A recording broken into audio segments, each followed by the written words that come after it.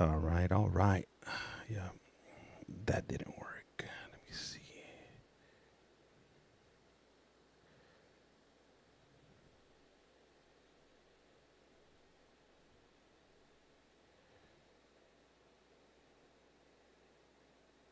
All right, how is everybody doing today? I don't think there's anybody on, but we'll see what it is. Refresh. Okay, here we go.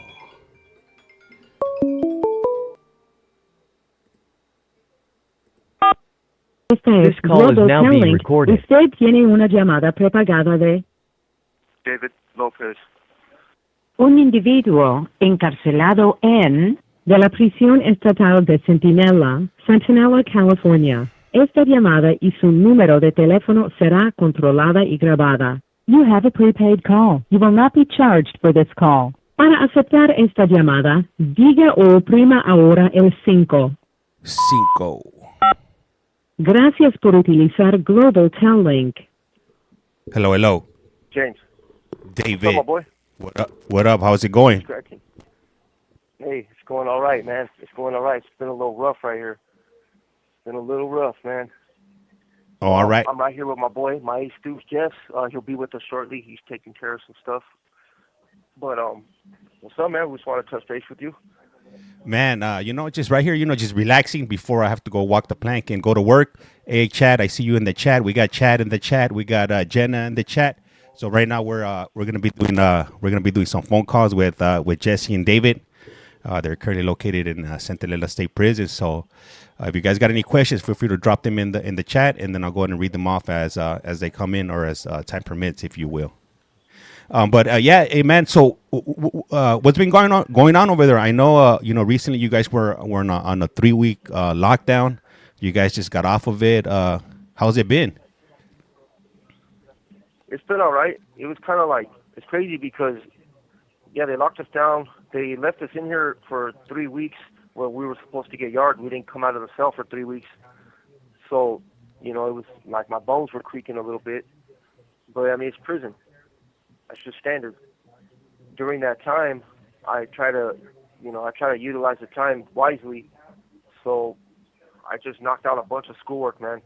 I'm in college, and I took 3 classes for the summer semester, and I knocked out 2 of them.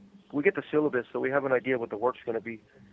So basically, I could just jump way ahead. I read so many books, James. I read an astronomy book that was broken into 3, and the book was over 1,100 pages, man. A textbook. Knocked it out, did all the work. Wrote about 70 pages. Well, I typed about 70 pages of homework out. It was a lot. Esta llamada y su número de teléfono será controlada y grabada.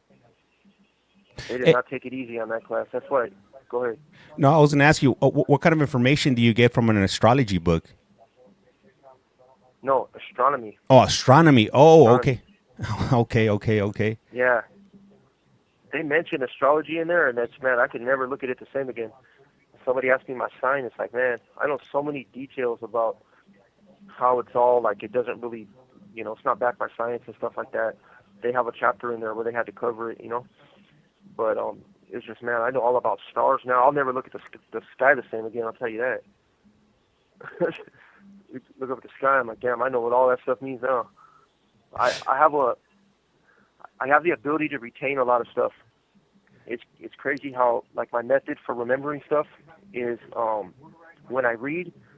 I read in my incarceration. I've been in for 15 years, so I've read, man, I want to say easily 1,000 books, probably. Because you think I read. I mean, not all of them are crazy books, but you got to think like 10 books. Or I read authors that have series, where I've read 20 of the same author. And there's a bunch of authors that have books, so I think it adds up, throughout the years. And when I read textbooks, it's like a movie plays in my head. That's how I watch movies and stuff like that, where I can just read it in a book and I see it play out. So when I read a textbook, it kind of puts me on the scene, like if I'm observing it all firsthand. And I don't know what that does, dude, but it freaking locks it in my memory and I cannot forget it. It's crazy. Hey, and let me read out some of the comments here. We got Amanda. She wrote. Wow. Let me see. M wrote. Damn. Let Amanda, me what's see. up? M wrote. One K is crazy. And then let me see what else. Let me see. Make money. He gave us the thumbs up. He's been in there for 15 years. We got made in the Ukraine is asking. Yeah, I've been in here for 15 years, and well, I came in when I was a kid, so I started reading. I remember the first book that I actually read was The Green Mile from Stephen King. So I read that book. I came in when I was 14, well, probably about 15 years old. Went to the juvenile system, and then I came to prison at 18. So The Green Mile. Once I read that book, I was like, man, this is pretty cool, you know. So I started reading those, and then Stephen King has tons of books, so I started knocking those out, and before you know it, they're gone. My favorite author, I like them spy novels. I love them, man. Where they take you international, like the Jason Bourne movies and stuff like that. Like I love reading books like that.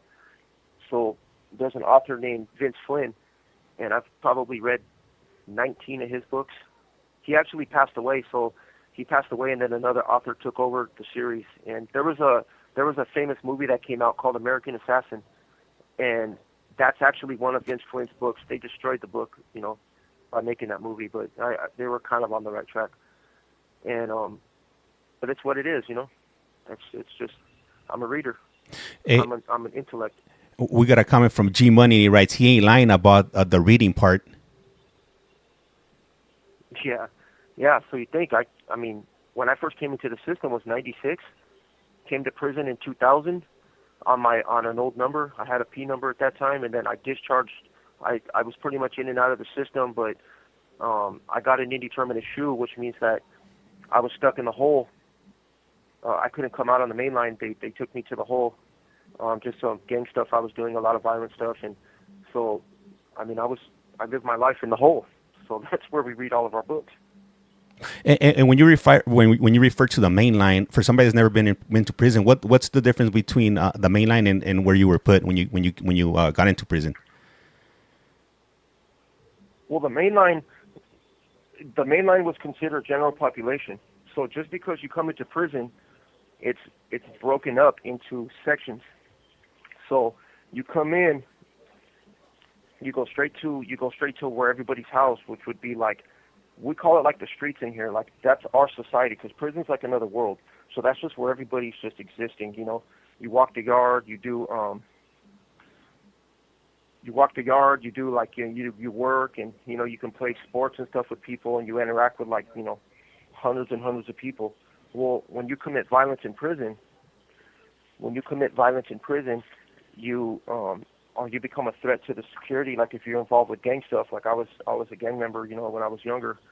So I was deemed a threat to the safety and security of the prison. So they had to remove me from the population and put me by myself. So that's like jail of jail. It's like a maximum security part of the prison. Like you're already in maximum security, but then you're like in another place, off to the side. They're designed differently. You can't come out of the cell unless you're handcuffed. They have like these slots that open on the doors, which are tray slots, and you have to put your hands out every time the door opens, and they cuff you up before they open it. And they put you in chains. They'll put you in chains too if you have to like walk anywhere. And the yard, you're on a small yard, like it's like a concrete yard. And when you go out there, they don't, just like when you go out to the yard, and there's other people out there. Like everybody that's in the hole, during my time, we had group yards. We weren't in like little standalone cages.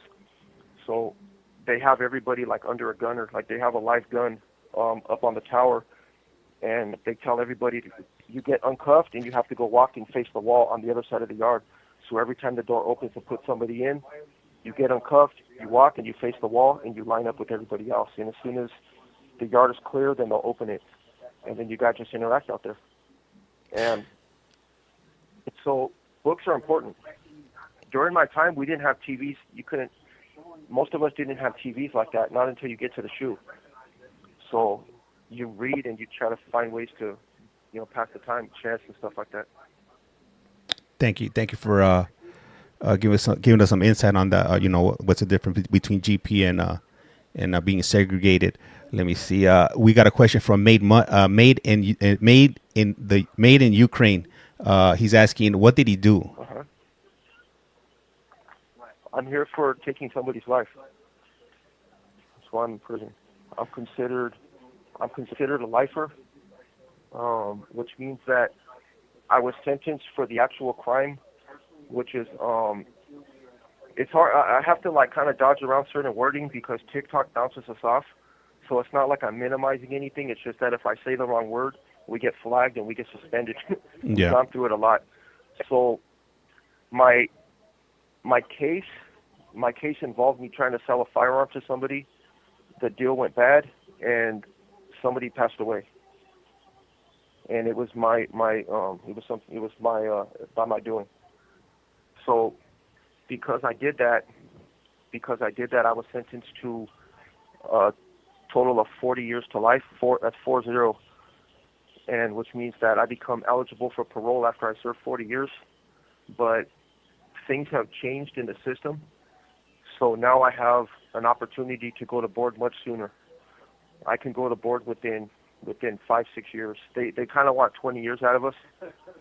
So if I make the changes and I'm no longer a threat to the community, then they'll give me an opportunity to go home. Thank you for answering that, Or David. yep. I got another Those question. of Esta llamada y su número de teléfono será controlada y grabada.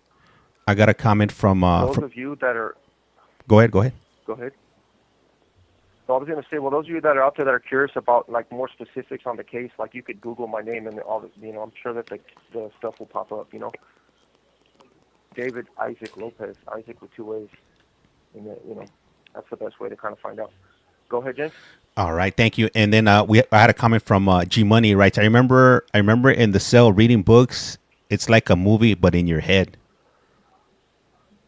It is, and it's crazy because you put your own characters. Hollywood will give you characters, but because of your life experience, you kind of put your own actors as the movie plays out when you're reading it, and you don't realize you're reading after a while. You're kind of just cruising on, and the movie's just playing. It's weird. Before you know it, the book's done. Yep. Let me see. We got Tiffany. Tiffany, welcome. Let me see. And Amanda, welcome. And anybody else that's in here, appreciate you guys, dropping comments and hitting the hearts. Highly appreciate it. Let me see. G Money wrote, my first book was Animal, the Beginning.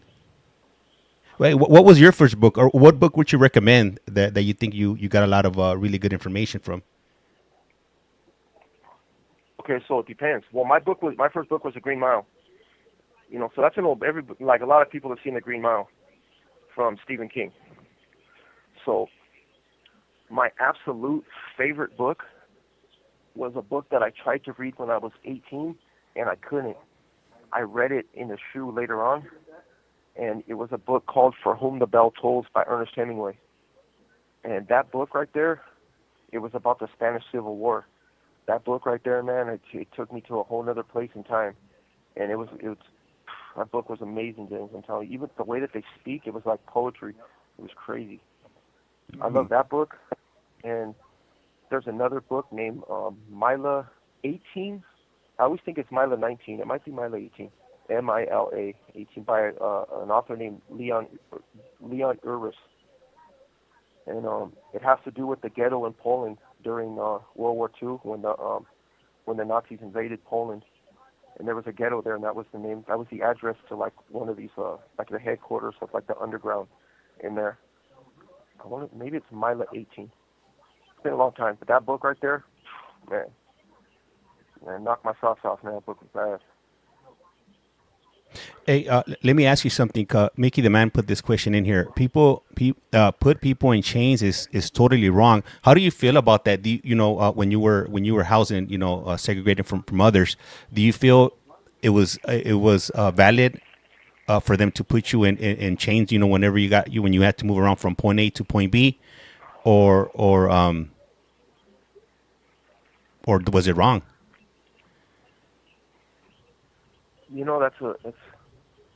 It's a crazy question because I was a threat to the institution. It's I hated being in chains because I had put myself in that situation. I was a very different person then. Um, but if I wasn't in chains or I wasn't restrained in some way, and Le queda un restante de 60 segundos. I came into contact in passing with an enemy from another gang, I would have attacked him. So I would have done it without hesitation. And I've done it in chains before anyway. So it's just, I understand why they do it. It's for everybody's safety. But I wish it could be another way. Maybe they can put something soft on my wrist. Put me on, hey, hey, hey, put me on a dolly, like freaking, like Leatherface wheel me around like Hannibal Lecter. Yeah. Hey. With the mask or without the mask? That would have been crazy. You have to have the mask. Don't put me in a dolly without a mask. hey, I'm gonna call back right now. All right, for sure. And I appreciate all you guys for the comments or the questions. I'm trying to read them off. I'll try to read them off as they come in. I'm a little bit behind, so I'm trying to scroll right now while we're waiting for the call. And welcome everybody to you have a collect call from Made in Ukraine. Right? Wow. Let me see. Laura writes, my loved ones been in the feds for 19 for rugs. Damn. That's almost 20 already. Is he gonna get out anytime soon, Laura? Or how long is his sentence, if you don't mind sharing? Let me see here. Let's see. Okay. All right, phone's ringing. Esta es Global Telling. This call is now Usted being tiene una recorded. llamada prepagada de David Lopez. un individuo encarcelado de la prisión estatal de Centinela, California. Esta llamada y su número de teléfono será controlada y grabada. You have a prepaid call. You will not be charged for this call. Para aceptar esta llamada, No court today. diga o oprima ahora el 5. Gracias por utilizar Global Tel-Link. Hello, David. Yeah. Yep. Hey, so Yeah. go ahead. Go ahead. Yeah, so I can understand, the perspective of it, where it's like, well, we keep them out of chains, they all attack each other. We put them in chains. They're protected from attacking. They're protected from being attacked, and they're protected from, we protect other people as well, and them, because there's guys that'll jump on staff too. So it's kind of like, it sucks that it came to that, and they're trying to fix that. They're trying to rectify it. Well, it's like, we'll treat people like animals. They're going to start behaving like animals. Period. Yeah. I'm on a tablet right now that they provided us, so we can connect with the community. We can connect with our families and stuff. But I'm in a cell right now. I'm locked in.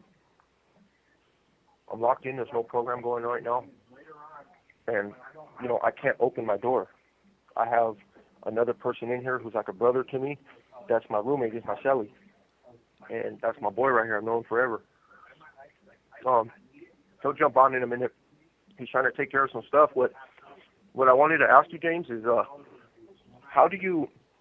is there like apps that you can, like, to record video calls and stuff like that we can download?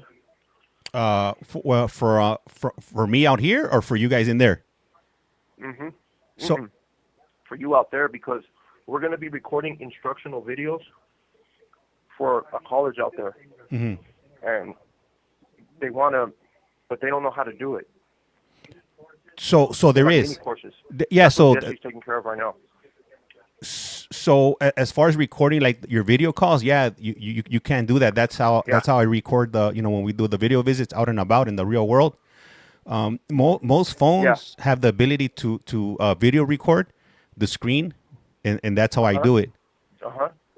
It just depends on the type of phone you have. I find that Samsung phones are the easiest to work with. They have those abilities straight out of the box that'll let you record, and it's important. Some phones let you record without any sound. You need a phone that records sound, and the sound and the video at the same time, or the screen. So I would definitely go with a Samsung phone if they have the option of being able to select, what kind of phone they're gonna be doing these video visits with you guys with. So it's kind of like a screen recording. Th- It's that's kind of like a screen recording, that's but exactly what it it's is. gonna like a screen clipping, but it's a recording. Okay. That's correct. Yeah. Yeah. That's how you record like the video visits. So what they're gonna You want to said do. Samsungs are the best, yes? No, Samsung phones, because that's what he uses when he's out and about. It's just a feature that comes with the phone. Oh, yeah, the Samsungs are Android. Yeah, and then you could just press record, what you see, and that's what it is. Oh, yeah. Put that on. Yep. Yeah. Yeah, that's what he's doing right now. So we're gonna do videos, James, that are gonna help people navigate AI in people that are paroling, and it's gonna be something that they're gonna show in other prisons. Not Man, in our that's pretty state, though. cool. Not yet.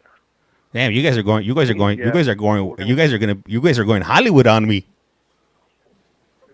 We're going in Hollywood on it. Yeah. So that's what we're doing, And so prison is a place of opportunity, but it's also a place of it's hard, man. It's hard being in here. It's hard knowing that the reasons why we're in here. It's hard not knowing if I'm ever going to go home. It's hard thinking about the victims and their families and stuff, the stuff that we put people through when we weren't in the right headspace, and it's difficult.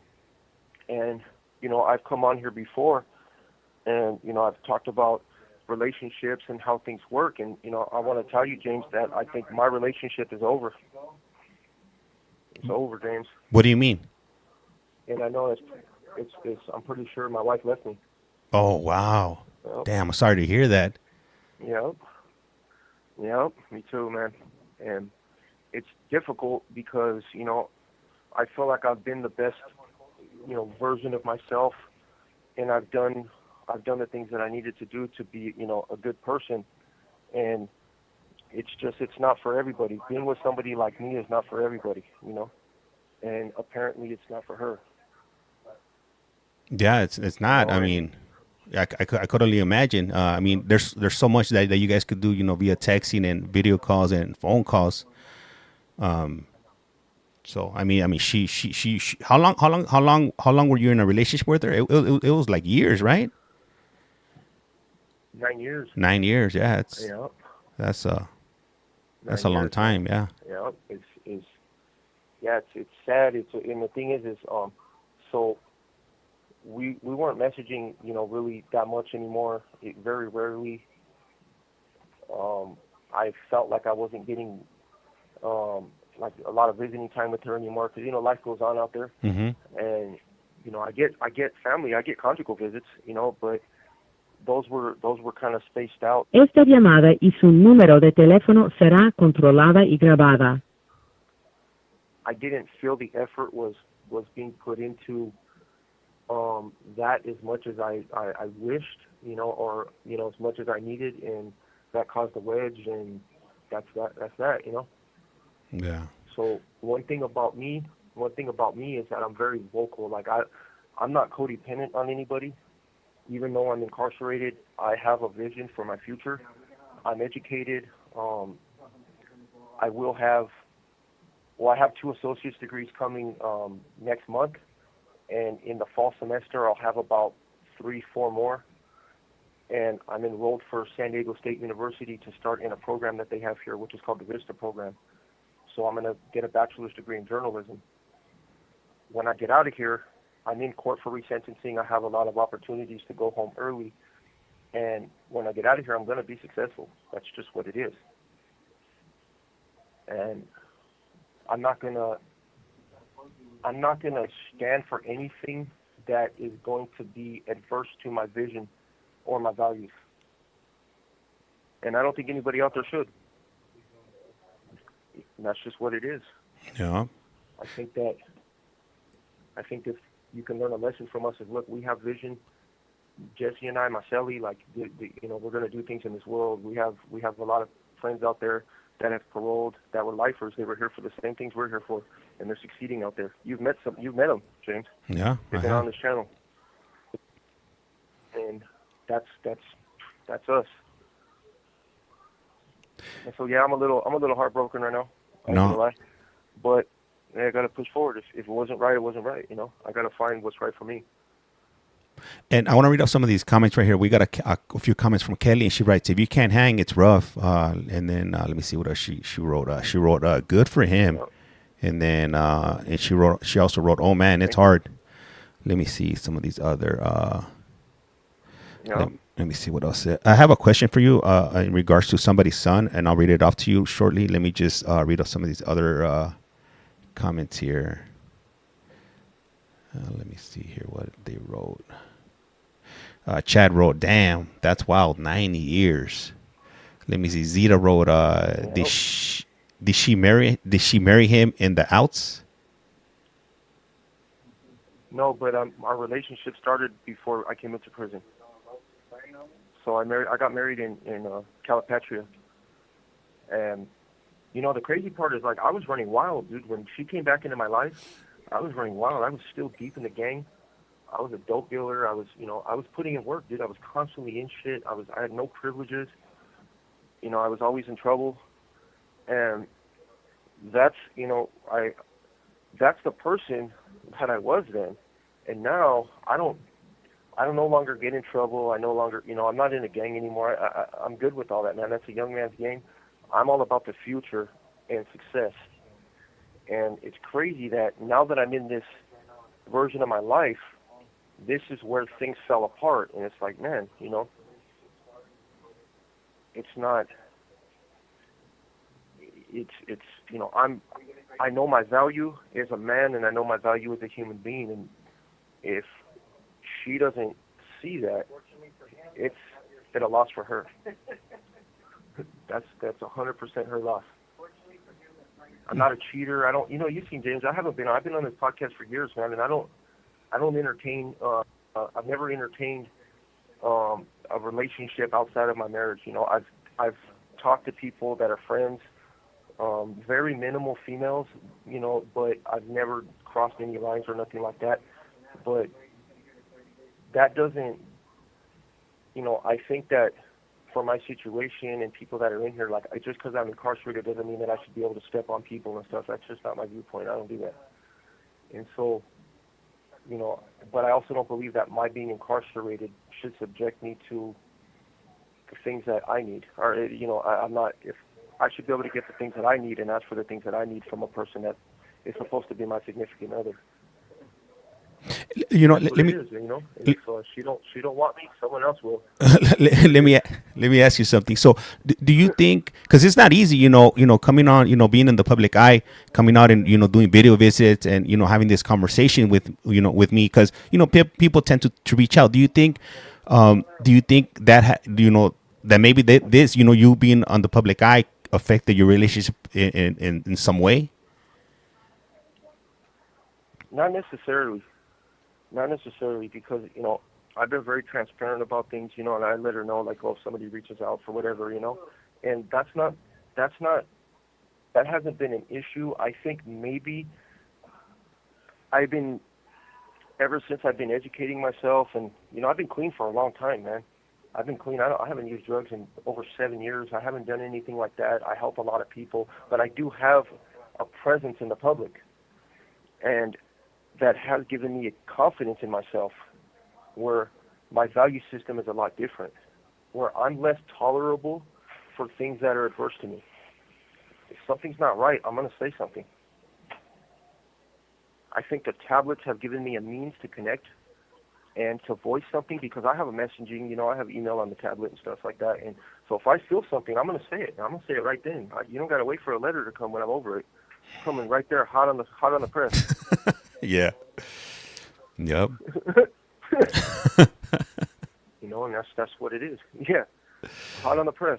And I want to sit here and, like, I want to have conversations. I'm a romantic, man. That's just what it is, James. I'm a romantic person, dude. I'm not a needy person, but I'm definitely a romantic person, dude. Like, I want to sit here and I want to whisper sweet nothings with my girl, and I want to, like, I want to do all that. I feel like I have privileges in here that I wouldn't have had in my other life. Conjugal visits, a lot of people don't get those, dude, in prison. I'm eligible for those. I get them. And it's like, dude, like, I get them because I don't use drugs. I don't traffic stuff. I don't do those things, man.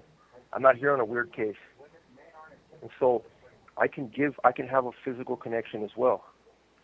And Esta llamada y su número de teléfono será controlada y grabada.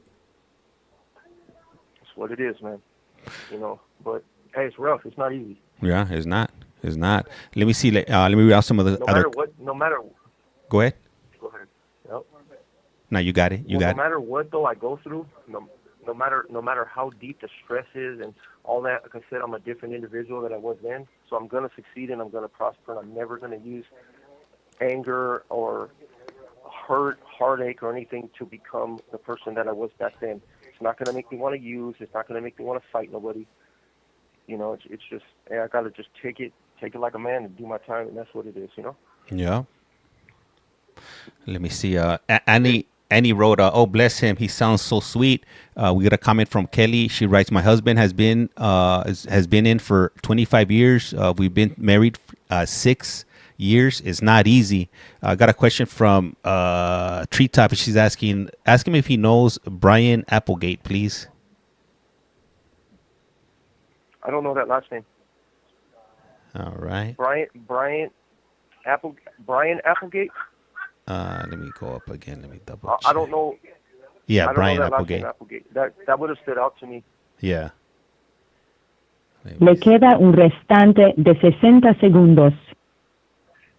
I had a question from Zeta. She has a son that's in prison right now, and I'm scrolling up to find out. Let me see. Oh, she writes, "My son is doing time right now. What is the best advice should I give him?" And I know it's about to hang up, so back, 'cause that's yep, a great question. for sure. Yep. All right, you're welcome. So I'm trying to go through the questions, as they come in, but sometimes I get a little bit backed up. But rest assured, I will get to your questions. Let me see. Damn, I'm like 26 questions behind. Yeah, so I know a lot of you guys are familiar with me because I do the court hearings. I've been kind of dragging my feet on that because, man, I've been tired. I've been super tired. So that's why I haven't been getting on as much, and it does take up a lot of my time. So, but this is originally what I started doing was these phone calls from prison. I've been talking to these gentlemen for about almost going on 2 years so far. So from time to time, you'll see me pop up with these phone calls. I know a lot of you guys prefer the court hearings because I'm always cracking jokes and whatnot. And these conversations are a little bit more, serious. So for those of you that are, coming over from the court and you guys are hanging around, I really appreciate you guys. If you guys are new here, I appreciate you guys. We do a little bit of everything over here. So right now we're just waiting for the phone to ring, and once it rings, call me, right? Love mine. Let me see, Megan. I love all of this. A Treetop, you're welcome, and the phone is ringing. And when you guys hear the phone ringing, it's this phone ringing back here. This one right here, or one of the phones is ringing back there. They actually work. If you're wondering. They're not props. Esta es Global Telling. Usted tiene una llamada prepagada de This call is now being recorded. Lopez.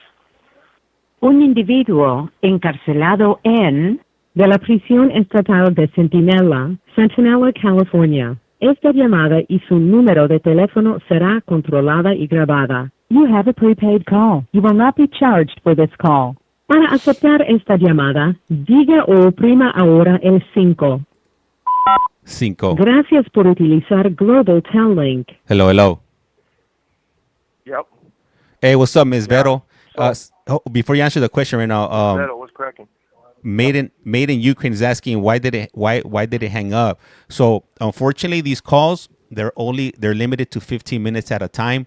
After 15 minutes, these calls are automatically cut off. So that's why every 15 minutes he calls in again because there's a time limit, which is kind of retarded if you think weird, about it. Yeah. I mean, especially since the calls are free. They give us free unlimited phone calls from a tablet, and they cut us every 15 minutes, so we have to hang up and call back. Mm-hmm. I don't get it. I don't know why.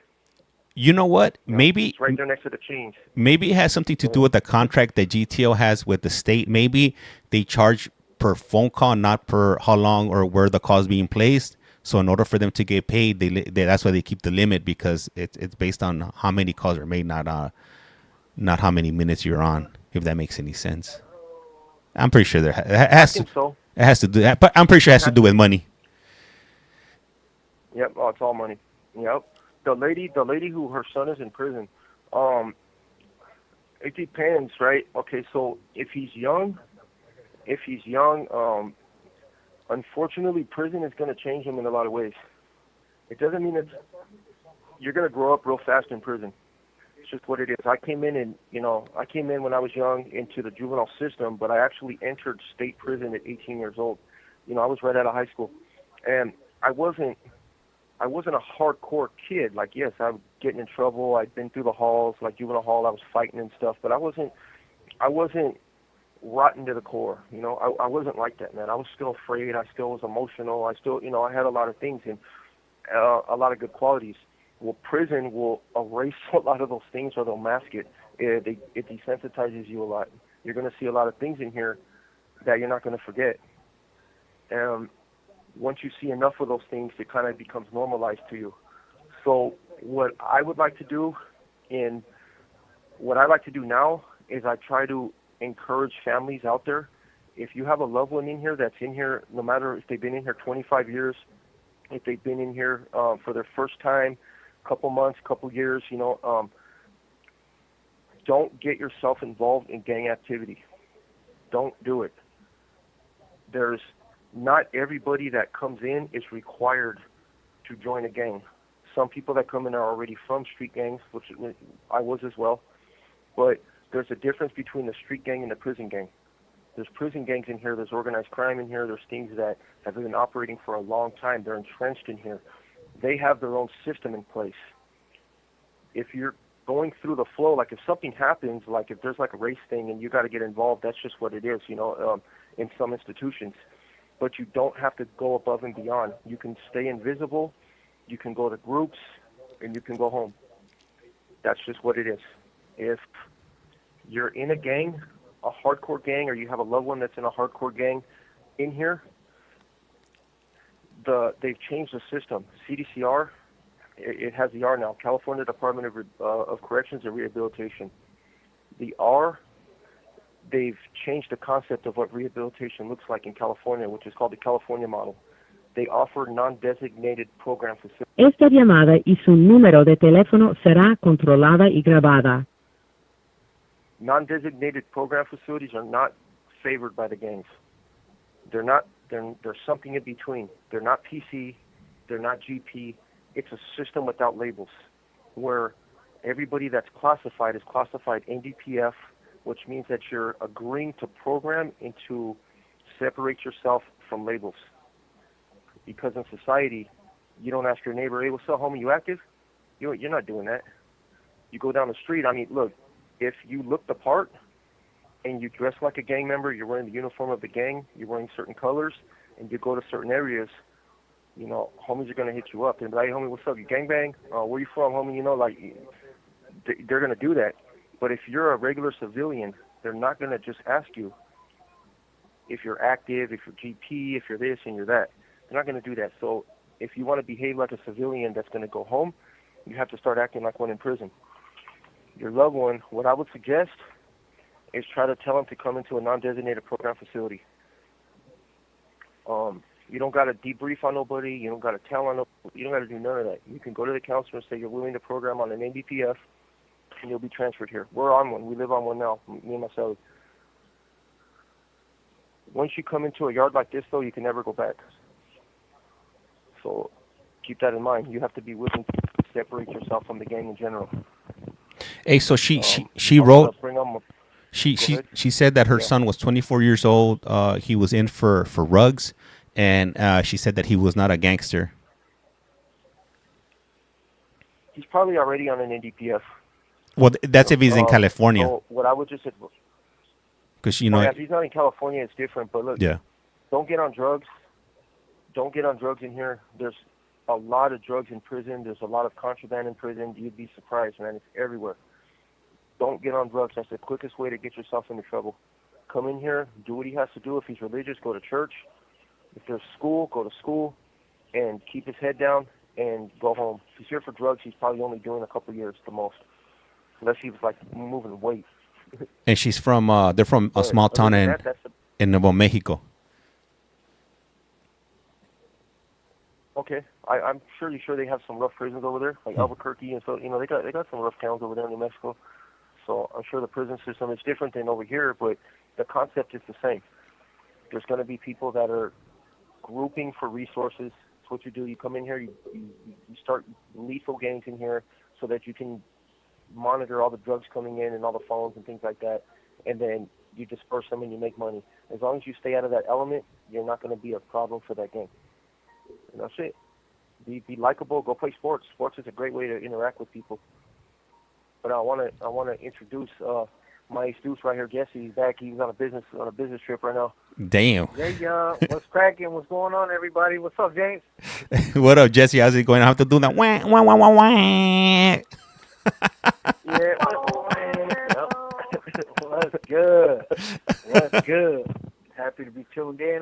Dave was holding down the fort. I was over there trying to get some recording stuff worked out because we're supposed to be creating some content and for a program that we got going on with the Massachusetts BPH over there in Massachusetts. So it's a reentry program. So we actually got a grant to create some mini courses to get certified incarcerated and formerly incarcerated individuals in artificial intelligence and on digital platforms, digital work platforms, and just to give them the basic understanding how to create resumes and do all kinds of different stuff with AI.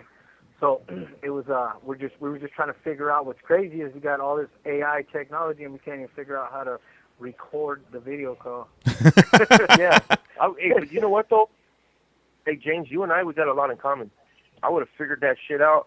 Man, that's what I do. I'm a tech junkie, dude. That's what I do. Well, it's funny because we're dealing with a freaking university. Like the doctor that we're actually working with, it's actually the Civic AI lab at this university. Like they actually have a lab, which is an AI lab. It's more of a research lab, though. That's the thing. It's not necessarily a technical lab.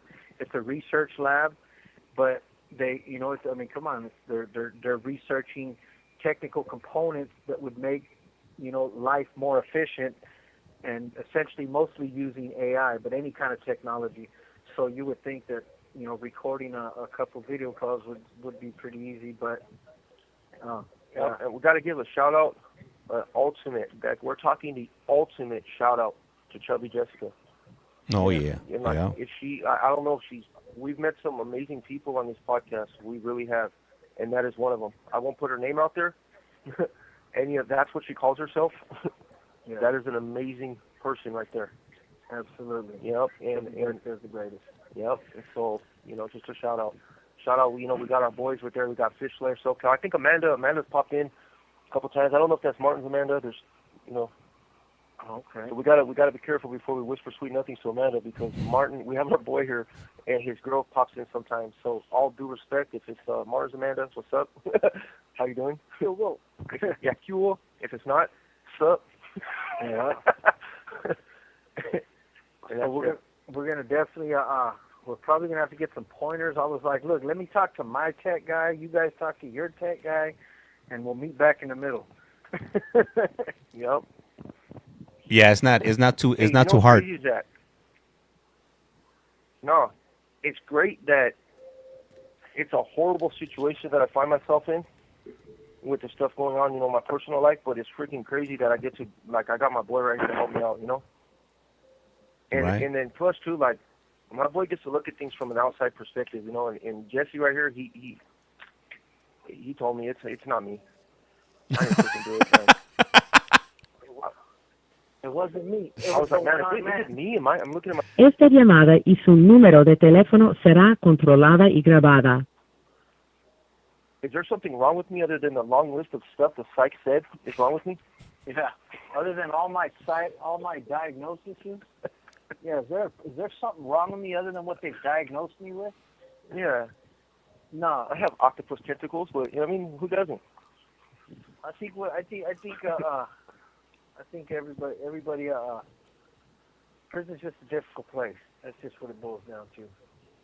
Difficult place, difficult people, difficult times.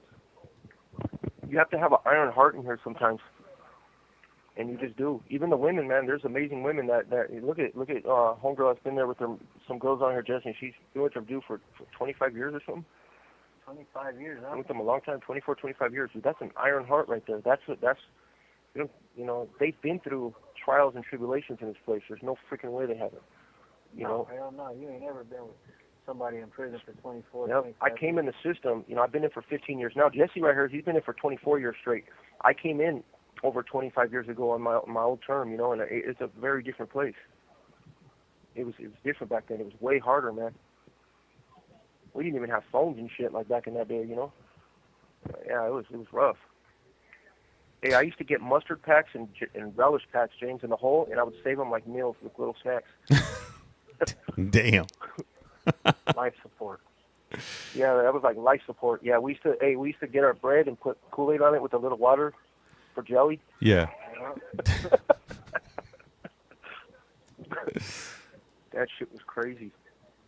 So what do we got going on today? What we got? Who we got on the line? The world is consoling me. The world is consoling you. That's what they're doing. Hey, Miss Vero wrote, David, one thing at a time. Yeah, so yeah, they're just listening. We're just talking a little bit of everything, and you know, David started talking about his current situation. So, and I asked him, you know what? I asked him a question. Did he feel that, you know, coming on to, you know, being on the public eye and doing these interviews, if maybe that, you know, has something to do with, you know, affecting his relationship? And I wanted to ask you, has this ever caused any issues between any issues between your relationship with you and your wife? Other than the BBL, the lip fillers. Yeah. Other than the fact that I have a back page now. No, What do you mean by OnlyFans? Fans only. Yeah, My OnlyFans page? Yeah, now I have an No. OnlyFans. No. And I'm selling sexual content. No, everything's good. No, he's good. He's good. No, this is the thing though. This is the thing as far as like, the channel has definitely caused some problems in my personal life, but I don't bring my relationships to this channel. You know, like I don't like my, you know, like what we do here on this channel here, like we brought Felipe here. He's part of one of our relationships. Some of the guys that we brought on here, these are people we engage with. But who we are, like when we, at least for me, this channel is where I come. I do this channel with you, me. We've been doing this from the beginning. Like this channel isn't a part of my personal life. Like this is a part of who. This is what I'm trying to share everybody. Le queda un restante de 60 segundos. Who I was, you know, like I've never brought my family on here. I've never brought anybody on here because I never wanted to be dealing with all that kind of stuff, because everybody's always been like, social media is a problem, social media is this, that, and I wasn't gonna, I don't entertain that kind of drama, you know, like I don't deal with insecurities, I don't deal with all that stuff because I don't have the patience for it, and if I thought that it would start to become a problem, you know, so I made it clear to everybody that the podcast, that's where I go, that's where I'm at with my boys, and I don't want to hear anything about anything from anybody. And that's just the way I do things, the way that I do. And I know it sounds kind of fucked up. You know, like it's just. Do you pronounce it medical?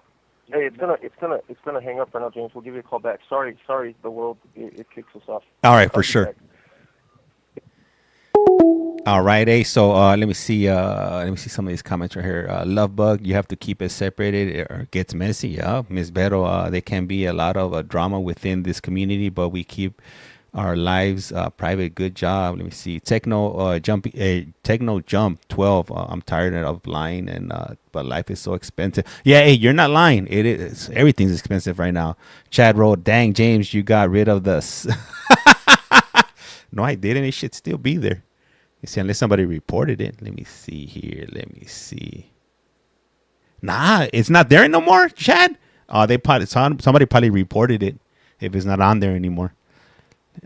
But yeah, no, I didn't get rid of it. Hell nah. that was too good to get rid of. I see it now. Okay, for sure, man. Yeah, you scared me there for a minute. We see a lot of good information through chat from these guys and calls. Yep. Yeah. So we've been doing this for about 2 years now at this point. So going on 2 years, I think. Yep. All right. Why did he hang up? Hey, what up, Cha Cha? I just saw your message. I'm scrolling through the messages right here. All right.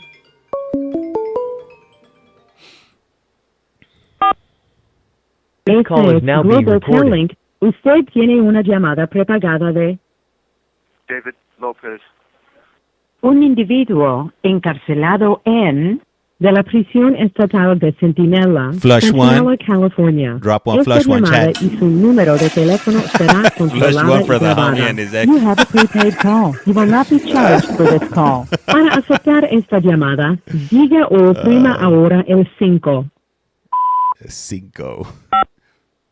Gracias por utilizar Global Talent. Hello, hello. James. David. Yeah, sorry it took so long, man. The cab it's on a delay right now. It was acting up. But yeah, basically that was my caveman perspective on that. You know, because all the years that before I came to prison, I would always hear constant shit about social media and just drama, you know, and of course when I got to prison and I started getting cell phones and, you know, indulging in all that, I seen exactly what everybody's talking about. And I used to tell everybody, like, man, you guys are tripping. I'm not going to be going through all that. You know what I mean? Like, that's crazy. You guys must be doing something wrong. But it happens. That's just the reality that social media causes rift and causes problems and stuff like that. So, but for me, you know, like last year I was going through like a point in my life where I was like, man, you know what? Like, I don't even know, like, what am I doing for myself that's simply me that doesn't involve other people in my life and stuff like that, you know? And so, like, I kind of felt like doing this channel, doing the podcast with you, James, was like the first time that I had done something completely, entirely, you know, separate from, you know, my family or even, like, you know, it was just something that, like, let's go embark on this journey and see where it takes us, you know, and see what happens. And so I kind of felt like, so as far as, like, you know, like relationships and that kind of stuff in the space, like, I made clear, like, I'm not going to be answering questions. You know, people can't help. I'm sure you guys heard from Flipper the other day, his little situation. You know, things can cause people problems.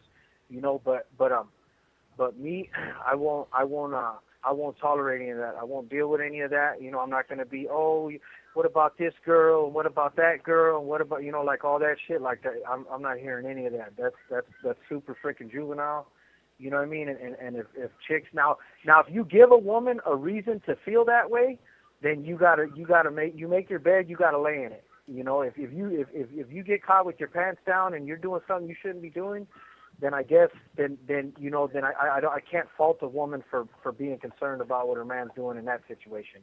You know, but as far as, you know, oh, I heard you talking to this girl, or why is your light on, or hey, has any of them girls gotten at you and stuff, like, you know, things like that, like all that stuff. It's like, as far as I'm concerned, it's none of your business.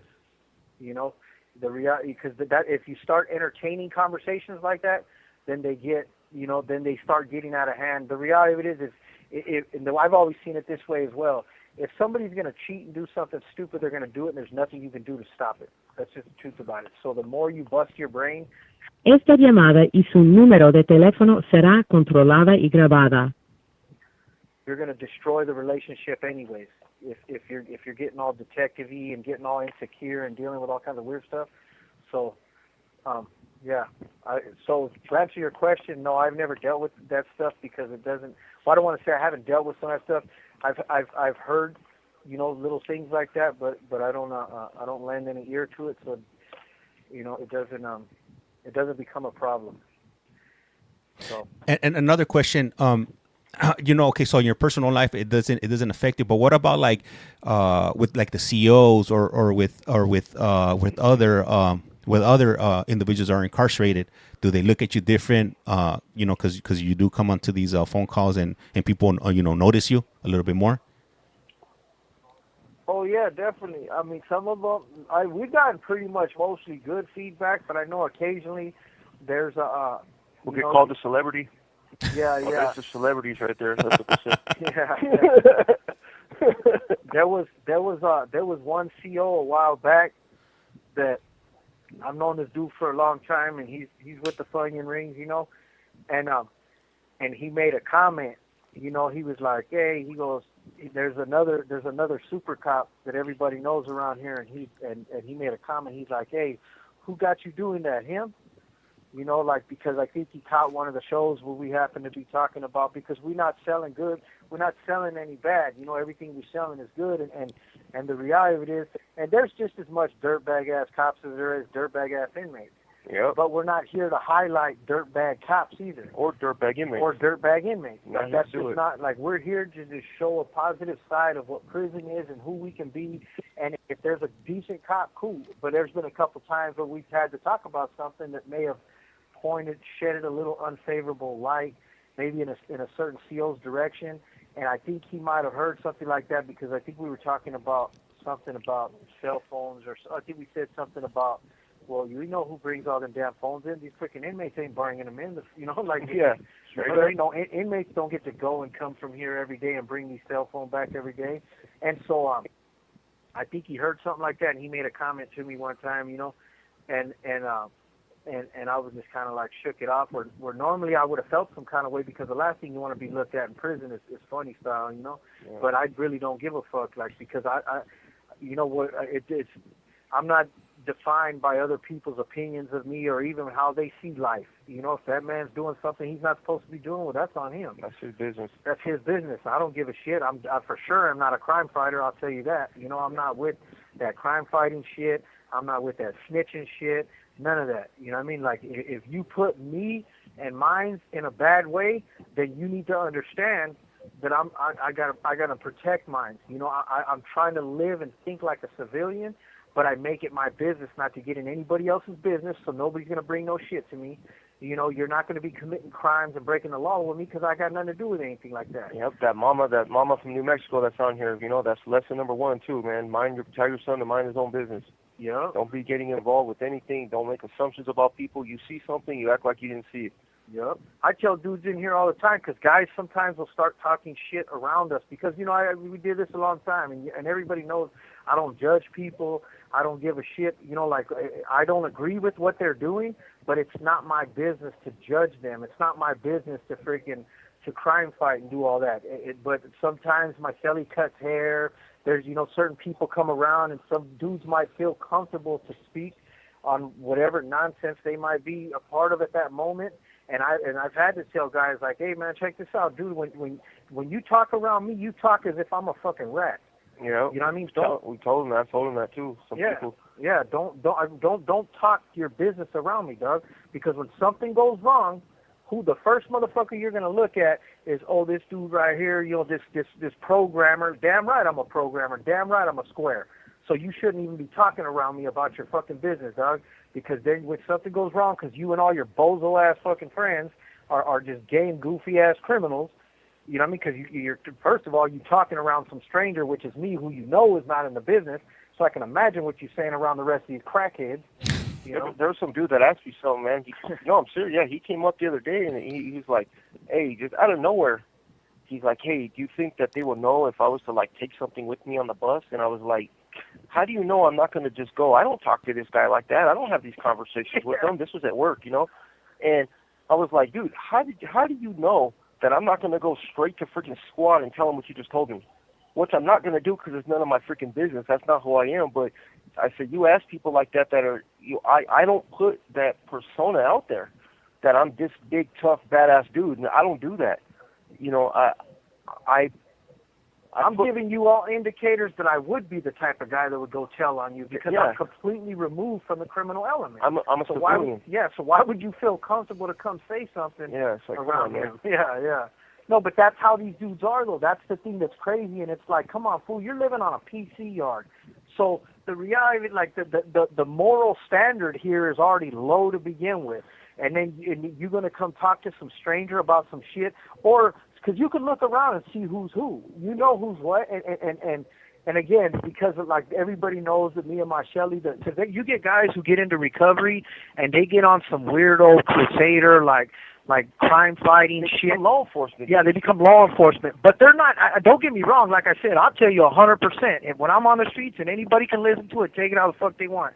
I'm on the streets, and a motherfucker comes to break the law around me, like break into my house, steal my. Esta llamada y su número de teléfono será controlada y grabada. Attack me or attack my neighbors, my family, I'm calling the motherfucking police and I'm putting your bitch ass in prison. Straight the fuck up. I'll be up in court. That was him, sir. Hey, what's a Mexican Karen? Is it a Darren? Yeah. They're gonna call me Karen. You know what I mean?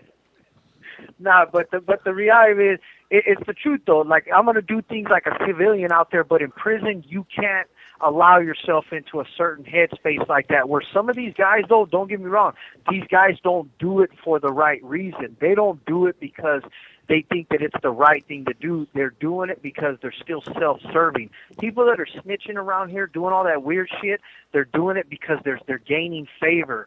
They're getting something from the cops for it. They're not doing it because they see, like if you're on the streets and a civilian sees somebody breaking into a car, they call the cops because they know that that's the right thing to do. Like, oh shit, they're breaking into my neighbor's car. I got to call the cops. They're not going to go fight the guy and you know, like how we would have done in the streets before. You see somebody breaking into the car, you're going to go out there and beat them up. So, but in prison, these guys, they don't do it. They don't say, oh, man, I've seen this guy over here slamming in the day room by the drinking fountain or whatever. I need to go tell the CO because he could overdose. That's not what their mind is. Their mind is, oh, I'm going to go tell the COs, hey, man, go look at those guys over there. They're around the corner. They're doing it to gain favor with the cops. And to me, that's just as bad as being a fucking criminal. That's just as bad as being a dirtbag. Like, that man's struggling with this disease. Whatever he's doing over there, he's still sick and lost in the sauce. Why don't you go over there when he's done doing his dumb shit, pull him to the side one day and ask him, hey, fool, why are you still fucking up? Or why are you getting higher? Maybe you can answer these questions for me. Like, what is it that you're running from that you feel compelled to stick that needle in your arm? You know, because I can tell you why I stuck that needle in my arm for so long. Maybe it'll help you understand. That's what a person who truly cares about making a difference and truly cares about doing the right thing, that's what they're going to do. So these dudes around here that are telling, they're not doing it like on some righteous shit. They're doing it on some self-righteous shit. You know? And that's just, to me, that's dirtbag shit. And it's prison. It's prison. You don't ever get mixed up in that because no matter what, you still live here. And if you forgot how dangerous prison can be, it's because you've never really lived here. You know, you've never really been somewhere where you understand that you start playing that game.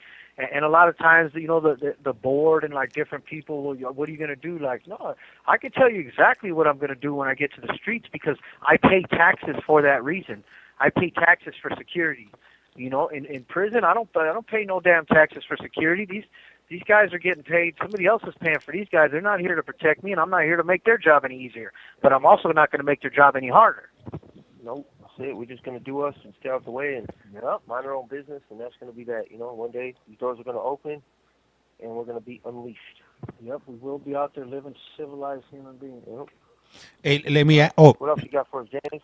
We got Marlene in the chat. She's over here laughing. Marlene, what's up, Marlene? That's Marlene, the matchmaker. I heard Marlene was doing freaking was busting a jug the other night. Yep, helping out the boy Felipe, helping out Flipper the Don. This has been a bad freaking, like, it's the season. This has been a bad season for relationships, man. It just has been. It's been crazy. Hey, they'll be back. They'll be back in the winter. They'll be back in the winter to keep warm. Yeah, hey. Yeah, I was gonna say everybody's gonna need somebody to keep them warm in the winter. That's the thing, though, man. You break my heart. You break my heart, I'm done. I will never go through that again. I will look at you like a fiend in the night. Oh hell no, like a Phantom of the Opera. Like Phantom of the Opera. What's up, Marlene? We send our King Gary. Yep. I got a question. What else you got, James? Let me see. Somebody was asking, do they offer AA in prison? Yeah, they got AA here. You know, they got AA, NA. I'm a subscriber to Criminals and Gang Members Anonymous, CGA.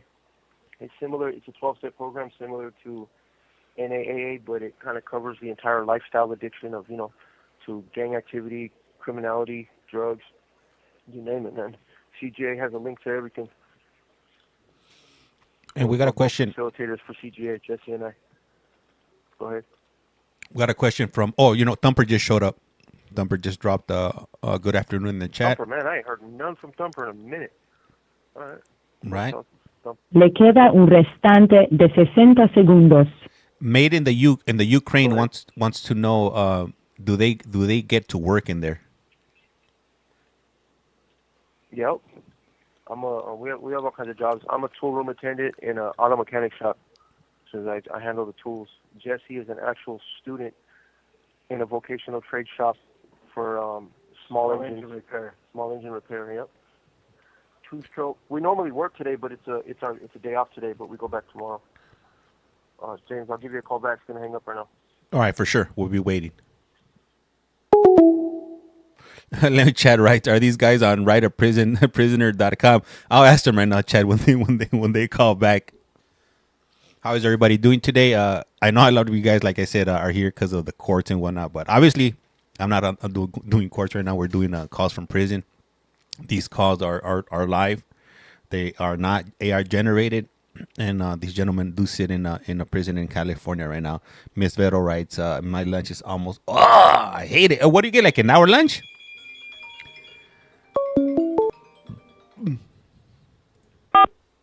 This call is now being Global recorded. Telling. Usted tiene una llamada prepagada de David Lopez. un individuo encarcelado en de la prisión estatal de Centinela, California. Esta llamada y su número de teléfono será controlada y grabada. You have a prepaid call. You will not be charged for this call. Para aceptar esta llamada, diga o oprima ahora el 5. Oh, cinco. Gracias por utilizar Global Telling. Hello. Yep. All right, Miss Vero said her lunch is over, so she's on her way out. So she'll see you a rato. Hey, a rato. I'm glad Ms. Vero stopped by, though. She's a faithful listener. I told you we've actually seen Ms. Vero. Like, she's been here to visit at the prison. Yup. You have. Yep, Ms. Vero's cool, man. Yep. All right, so what else you got? Let me see. We got old Gustavo. He wants to know if you guys got PlayStation 3s and Xbox 360s over there in prison. Hell no. You want this guy asked if we had Xbox 360s or PlayStation 3s? You know, no, we don't got none of that in this prison. That's like other states. Hey, no. Hey, that is not entirely true. Yeah. So over there in Donovan on the level 2, they have a PlayStation 5. Yeah. They also have switches over there in Tehachapi. Oh, do they? Interesting. Yeah, that one I didn't know. Room? Yeah. Where's the PlayStation 5 at? In the day room? Oh, I don't know. Yeah. Yep, it is in the day room. Yep. No, we don't got. That hasn't made it here. This place is like the Stone Age in a lot of ways. One thing we do have, though, we have a university here that it's like a satellite campus for San Diego State University. It's a program that they have here, so we can get our bachelor's degrees. But aside from that, this prison sucks, James. Man, they're trying to make it better. They're giving us an opportunity to work with at-risk youth, which is great. You know, but other than that, that's if they run this place like a level 4. It's a split program. Like they cut it. That's why we're in the cell right now. They do this training day it's usually on the first Wednesday of the month. It's a educational training day. So that's why we couldn't work, because technically vocational trades where we work at, it's a part of the education department. So we don't get to work today. Last week there was a vacation, so they pushed it off to this Wednesday. My boss actually called me this morning. He called me into work this morning out of nowhere, and we had a bunch of stuff to do, and then the supervisor came and kicked us out because of scram. Beat it, nerds. Yep. Yep. Hey, Robert. I work with Robert. Go ahead. Gustavo wrote that he had a PS3 in his cell with a sound system in the UK. He's been a UK prison. He did 7 years. That's pretty crazy. They got them in Arizona. Hey, are all prisons over there called Her Majesty's prisons? No, His Majesty's prisons now, huh?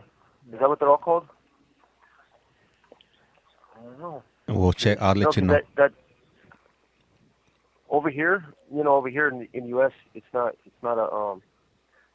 it's not a monarchy or nothing, so you're just in prison. But over there, I tripped out that the mail, it's His Majesty's mail or His Majesty's the stamps. I think everything has it on there. It belongs to the Majesty. I would be all about that.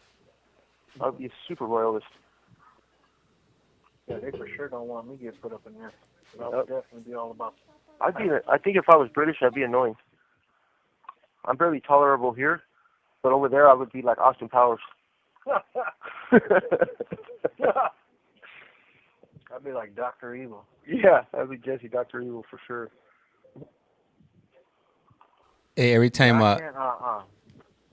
every time I have somebody from the UK, I have like certain listeners that'll come on and I'll be like, "Hello." Please do not ban us. Hello, Governor. Yeah, exactly. Hello, Governor. We get listeners from time to time from Australia. Yeah. And I've sat here trying to count to 10 with an Australian accent, and I still can't do it. I don't know what it is. I've tried to do it a couple times. I think, you know what? I gotta really I'm trying to connect with the listeners on a deeper level. So I need to make sure that I can speak to them appropriately. I need to make sure that I can do their alphabet in their language. That's all I want to do. Just want to read the alphabet. You know what I mean? I don't ask for much. Just bear with me. These are sad times right now for me. Very sad times. What time is it in the UK right now? It's 8 hours ahead, so it's probably like 8:25 or 9:25. Probably 9:25. Okay. See, I know my time's right on call. Boom. Go ahead. Love Mine wants to know if you get mail or letters in prison. Yeah. I don't get any. Send one. I don't get any letters, but you definitely can. It exists.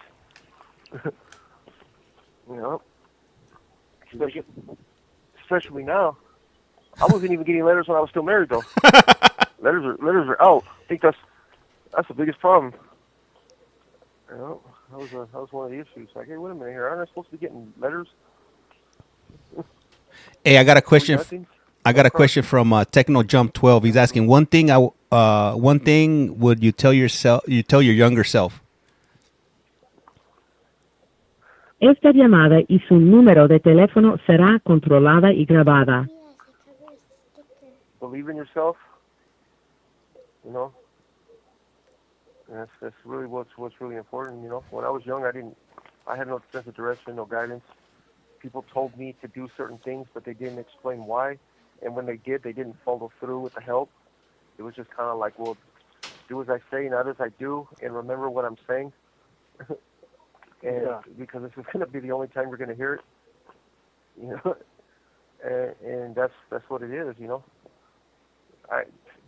Jesse was blown away because I didn't know I was as smart as I am. I know I was always kind of like intelligent, but I'm pretty book smart. Like, I'm super book smart.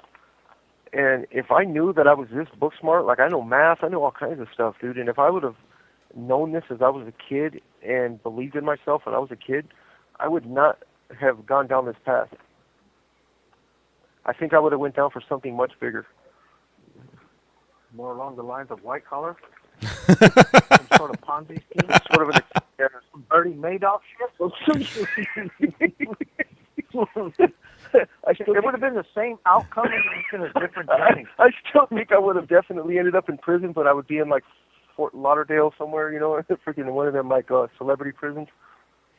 Yeah.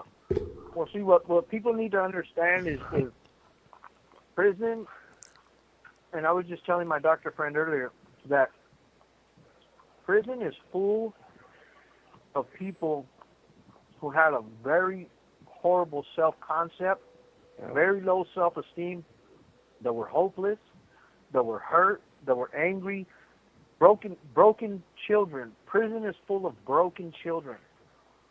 And it's not an excuse, though. 100% it's not an excuse.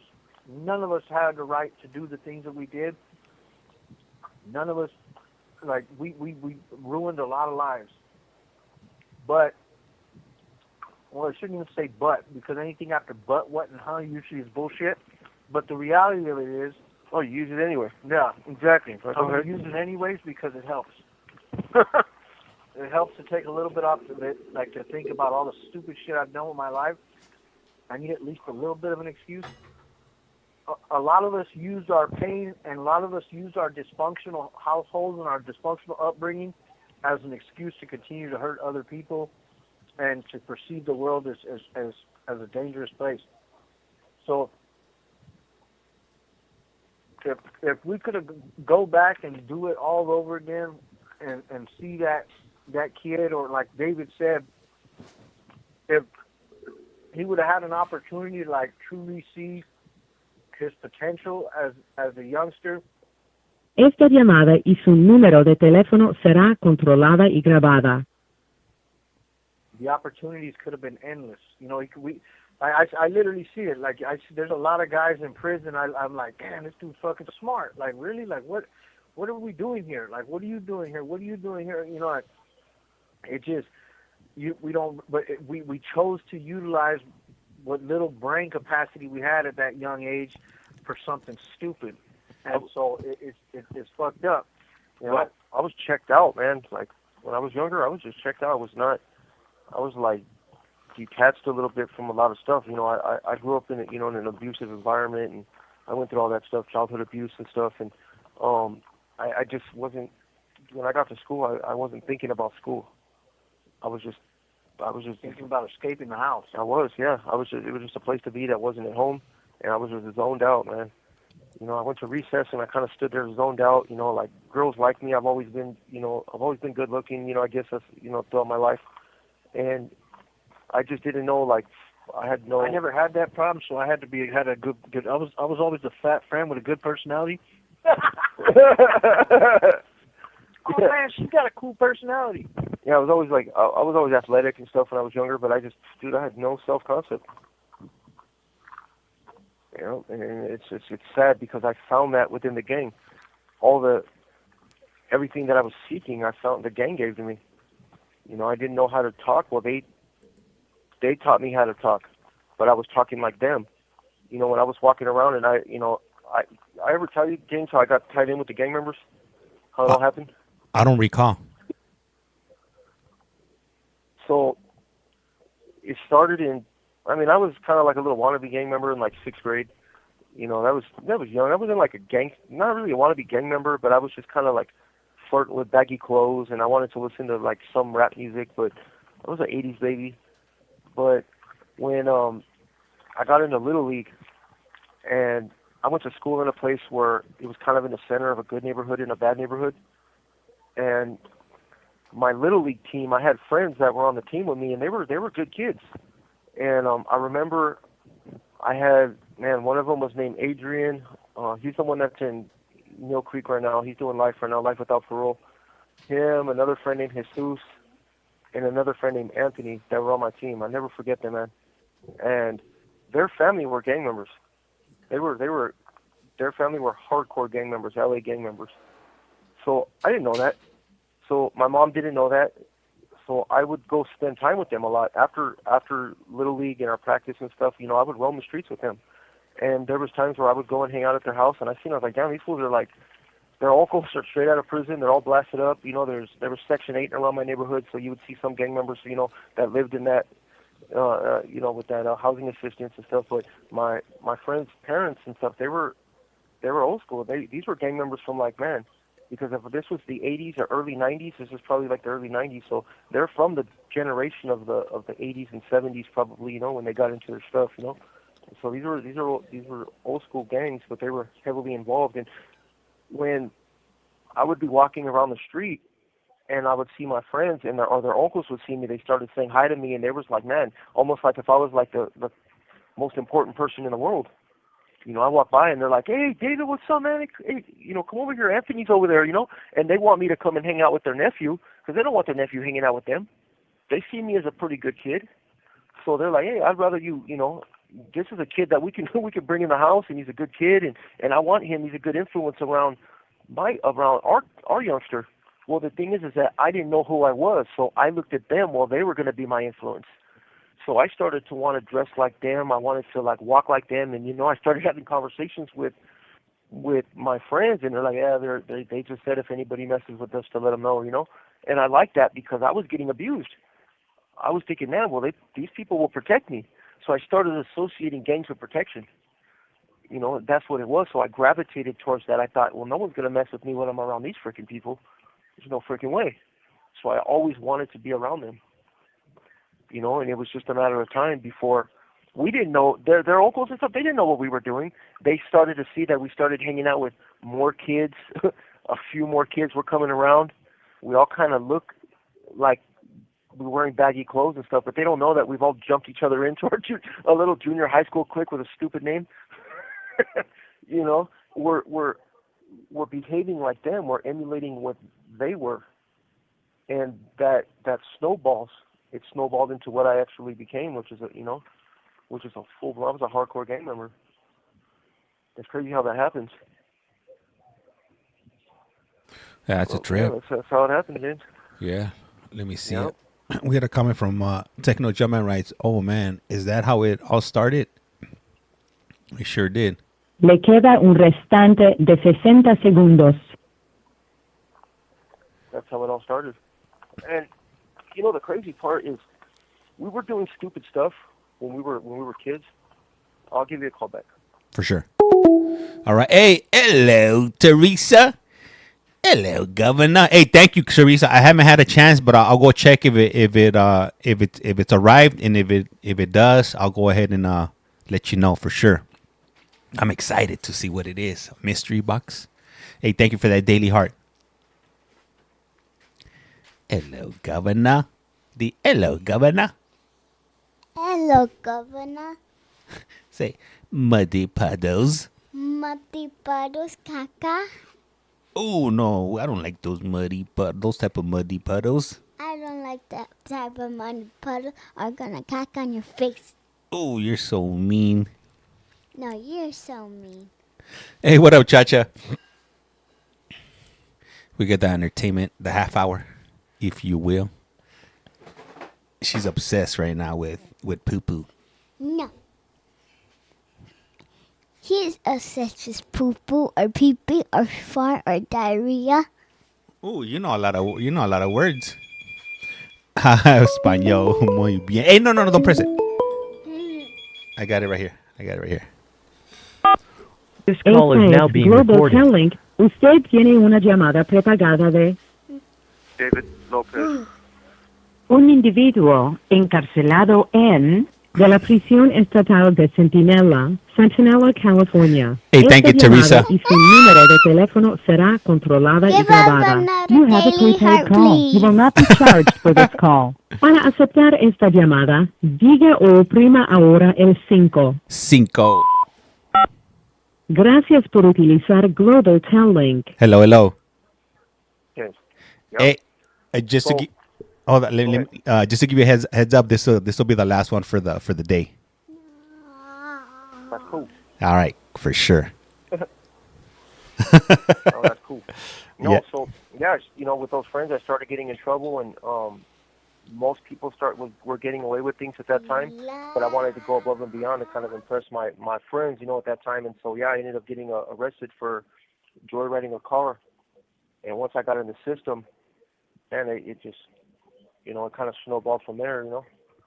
I went into the system. I was in a lot of placements and group homes, and I was just all over the place. I was constantly in juvenile hall, and then so prison became more of a rite of passage rather than wanting to go to college or anything like that. It's like, all right, well, I'm gonna go to prison and be with the homies. That's where everybody's at, and it's just crazy how how the perspective has shifted. Is out at that door. Get away. No, you get away. That's how it happens. Hey, I think that's one of the lessons I wanted to say. Though I think that's why it's important to pay attention to where your kids are hanging out. Especially if you're from a neighborhood where there's gangs around and stuff like that, you got to make sure the kids look great, but you got to make sure you meet the parents. That's it. Just make sure that's not what they are, because it is intoxicating, especially when kids are having identity issues. and let me see. Teresa wrote absolutely agreed. Sue wrote, "How are you? Hey, how are you? Need the Blue Jay hat on. We're winning." I'll throw it on next time. Let me see. Chacha writes, "Big factor. Esta llamada y su número de teléfono será controlada y grabada. Big factor. The friends." And Chacha, she's a regular. She's always jumping on. Highly appreciate her, and she's always dropping comments. Yep. That's cool. Yep, the friends are important. So, yeah, that's what it is, James. But I'm glad, man, I got to come in here and spend some time with you guys, This is a difficult time that I'm going through right now, and so I love having the support of you guys to help me navigate. That's what it is, man. For I sure. have to push through. Yep. Hey, we All the regulars that come on too. Go ahead. got a question from Vic. She says, "Did his mom have any ideas how bad he was getting?" Yeah, my mom did, but No, the problem is, your mom. She asked, I think, or he or something like that. Yeah, they asked if my mom had any idea how bad I was getting, and yeah, well, because she had to come pick me up from the police department. But I think that they thought it was a phase. Okay, well, the way that my mom dealt with it, she dealt with it with yelling and stuff. Like she didn't. She was going through stuff where she was getting, my stepdad was putting hands on her too, and it was just a big mess. And so she wasn't really equipped to deal with the problem. So what she did was, they moved to a different city, right? They took me with them. Well, they moved to the IE. I was not going to stay in the IE. I wanted to be at home. I grew up in the La Puente area. I wanted to be over there. I wanted to be with my friends. And they took me out of my that was my safety net, and they put me in a situation that I thought was extremely dangerous too, like where I didn't feel safe. I didn't know nobody. I didn't have the protection of the gang out there. So I did whatever I could, and I started getting in trouble. Well, my mom made a bad move where she sent me back home to live in La Puente with my grandma. So I was unsupervised. My grandma worked all day, so I lived two lives. My grandma, she saw no wrong in me. So when she came home, it was just like, "Hey, mijo, how you doing?" And cooked dinner, and I spent time with my grandma. I was real close with her. My mom was in a whole other city. So all of the things that I was doing happened during that time. Fighting, getting jumped, and when I got arrested, my mom came down to pick me up, and she actually divorced my stepfather and made another decision to move me deeper out there into the desert, and I still had cases pending from LA County, so they allowed me to go back with my mom, but they transferred my case to Riverside County, and Riverside County was less tolerant than LA County for the things that I was doing, for not going to school, and so they incarcerated me.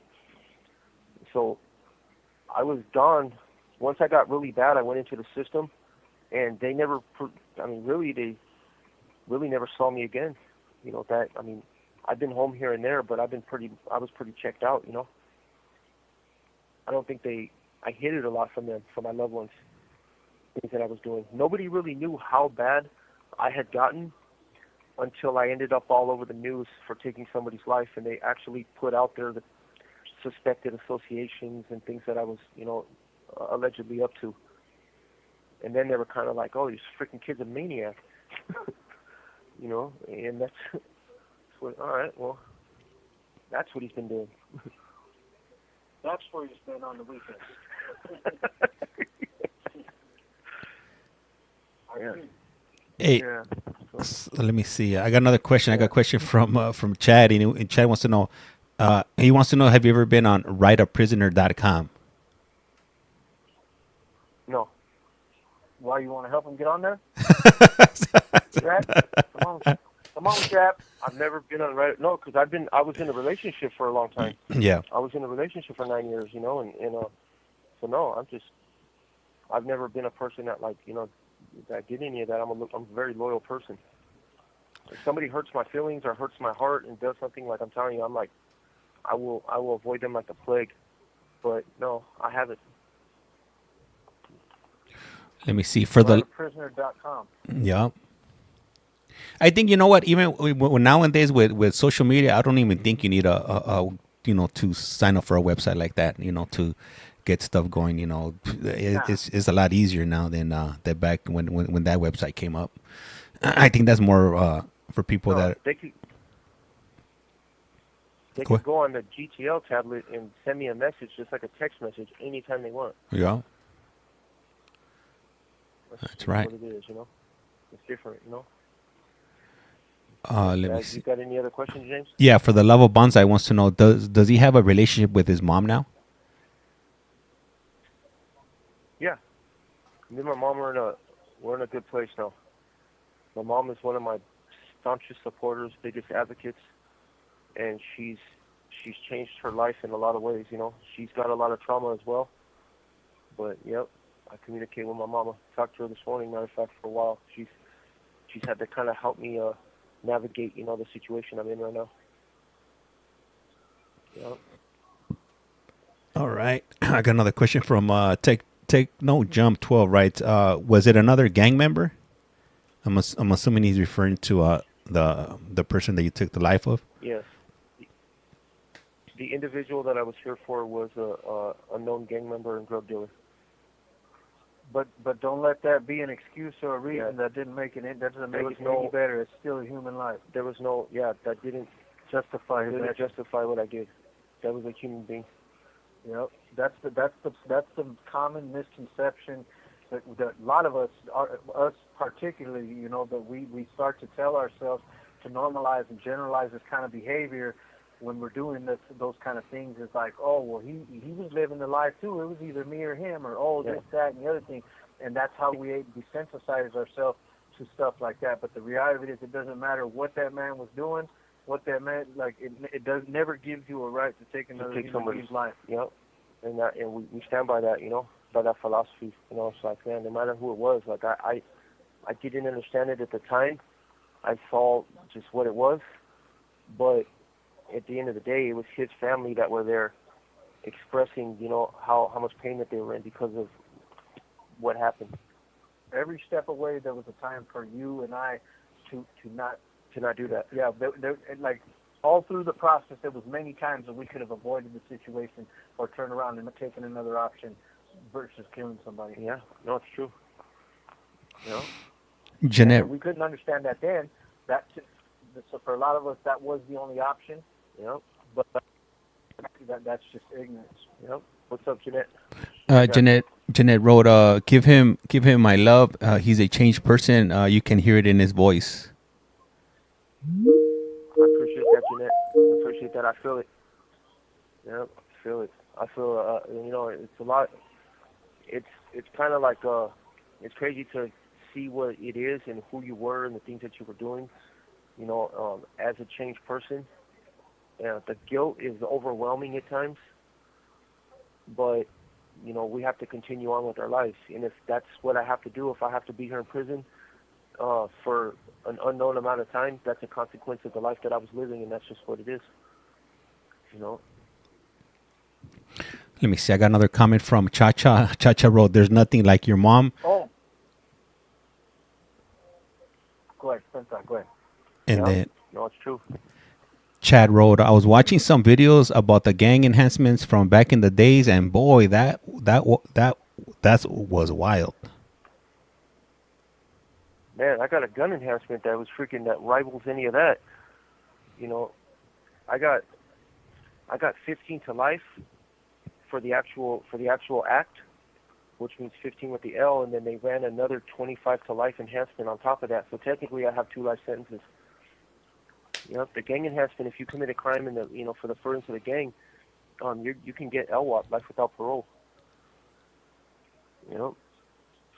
The good thing about it now, though, is the new gang enhancements is they have to prove the gang enhancement completely separate of the crime. Yeah. They don't get to take you to trial with anything to do with the gang. They have to prove crime itself actually happened, and then there's a whole separate trial for the gang enhancement. Because gang members could commit crimes, it doesn't mean that it's from the benefit of the gang. It's just that you so happen to be an idiot, you're a criminal, you committed a crime, but it's not to benefit, you know. Yeah, and how you not, if you go in there and you talk for 4 weeks about gangs, all the violent acts that this gang has committed, and yet you talk for 2 days about the so-called alleged that this man committed, well, of course the jurors are going to be like, man, I sat here I don't even remember who this dude is or why we're here, but I'll tell you what, I know exactly about his gang, and they're all violent people. Yeah, and they'll go into the most violent crimes, and most people that are from gangs are not that violent. you got some of their homies that are pretty violent. You know, so it just depends. It doesn't mean just because a person's from a gang or your loved one gets jumped into a gang that all of a sudden he's a killer. There's different. There's little Robs, little Robs out there. You know. Yep. Who's the dude that sings that song? I'm looking for a feed behind him. What the? Who's that guy? Is that guy killing? What's going on here? Órale. Oh. All right. You see what social media and a broken relationship does to this man? Esta llamada y su número de teléfono será controlada y grabada. And a broken heart and a social media got this guy talking crazy. Broke me, Jeff. Yeah. I knew that song. We don't get mixed up in that Mexican rap stuff in the show. What's the matter with you? Hey, Marlene wrote, not the gotta go, guys. firme, Jaina. I need a kid, man. Yeah, I don't know if Marlene knows. Marlene, my wife left me. It's all bad. I'm broken to pieces. Marlene's been on here for a long time.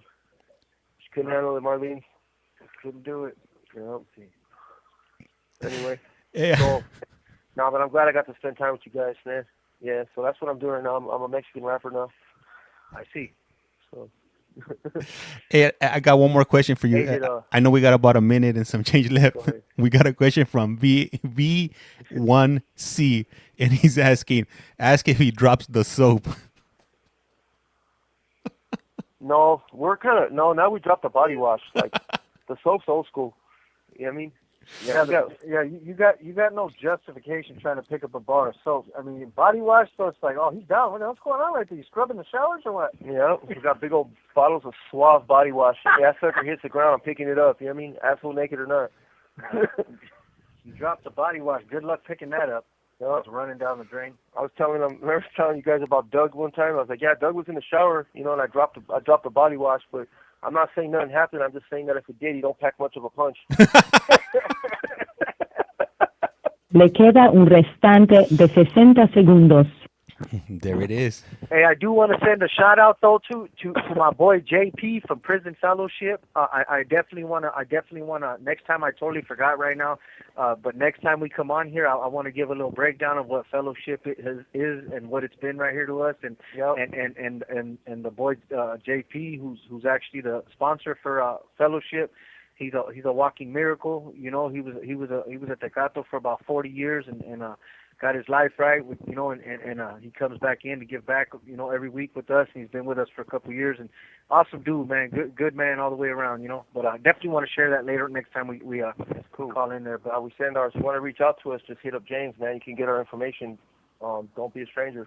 You know, we love talking to you guys all over the world. Thank you guys for spending this time. Thank you, James. Yep. Talk to you later, man. Reach out when you want to go on again. For sure. Gracias. And like I said on here, lights like a candle. Once you blow it out, it lights out. And with that, we're out. Rato, and everybody have a good one. All right, I'll see you guys on the next one. Don't forget to hit the follow button if you haven't hit it. It's free 99. It's out of your mind. Hit it. Just do it like Nike.